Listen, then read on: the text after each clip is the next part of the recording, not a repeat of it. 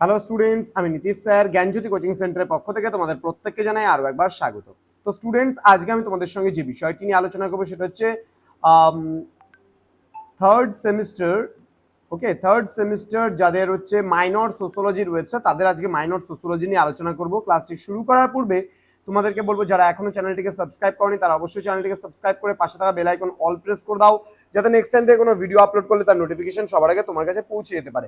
এছাড়া তোমরা যারা ভাবছো যে অনলাইনে আমাদের সঙ্গে কোচিং সেন্টার জয়েন করবে, তারা অবশ্যই সময় নষ্ট না করে আজই যোগাযোগ করো আমাদের অফিসিয়াল নাম্বার 7076398606 নাম্বারে অথবা 6295916282 নাম্বারে। তোমাদের টোটাল কোর্স ফি রয়েছে মাত্র 1199 টাকা। থার্ড সেমিস্টারের পুরো প্যাকেজটা পাচ্ছ মাত্র 1199 টাকার বিনিময়ে।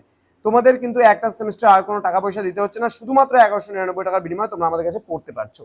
চলো শুরু করছি। আজকে যে আলোচনার বিষয় সেটা হচ্ছে কাস্ট হেরিডিটি, হায়ারার্কি, অর্থাৎ জাতি অধিক্রম বলতে কি বোঝো।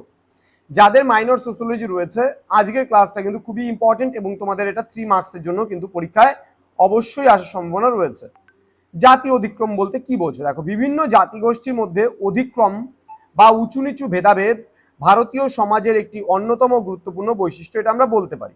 এবার কোনো জাতিগোষ্ঠীর ওপরে এবং কোন জাতিগোষ্ঠীর সর্বনিম্নে, মানে কোন জাতিগোষ্ঠীর ওপরে এবং কোন জাতিগোষ্ঠী সর্বনিম্নে অবস্থান করবে, এই নিয়ে কিন্তু বিভিন্ন জাতিগোষ্ঠীর মধ্যে দ্বিধাদ্বন্দ্বের কোনো শেষ নেই।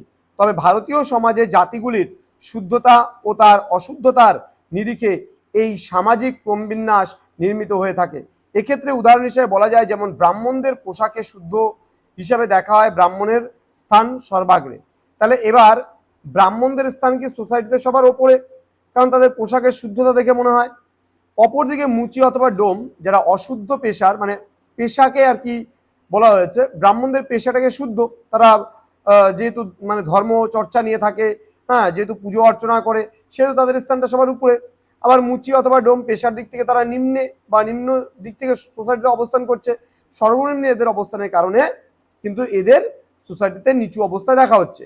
তবে বর্তমানে আধুনিক শিক্ষিত শিল্পায়িত সমাজে এই ধরনের জাতিগত উঁচু নিচু যে পদমর্যাদা বা অধিক্রমকে একেবারেই মানে অপাংক্তেয়ত বলা হয় এবং এটাকেই বলা হয়েছে জাতির অধিক্রম। জাতির অধিক্রম বলতে বোঝাচ্ছে যে কোনো জাতির উঁচু এবং কোনো জাতি নিচু, এই যে ভেদাভেদ, এই ভেদাভেদটাকেই বলা হয়েছে। তো আশা করি আজকের ক্লাসটা তোমরা বুঝতে পেরেছো। তো স্টুডেন্টস, তোমাদের প্রত্যেককে জ্ঞানজ্যোতি কোচিং সেন্টারের প্রত্যেককে স্বাগত জানাচ্ছি। যারা এখনো চ্যানেলটিকে সাবস্ক্রাইব করেন তারা অবশ্যই চ্যানেলটিকে সাবস্ক্রাইব করে পাশে থাকা বেল আইকন অল প্রেস করে দাও, যাতে নেক্সট টাইম থেকে কোনো ভিডিও আপলোড করলে তার নোটিফিকেশন সবার আগে তুমি পেতে পারো। তোমাদের উজ্জ্বল ভবিষ্যৎ গড়ে তুলবো আমরা, এটাই আমাদের মূল প্রতিশ্রুতি। দেখা হচ্ছে আরো একটা নতুন ভিডিও নিয়ে খুব তাড়াতাড়ি। তোমরা প্রত্যেকে ভালো থেকো, সুস্থ থেকো। Thank you so much. Thanks for watching. After all, thank you.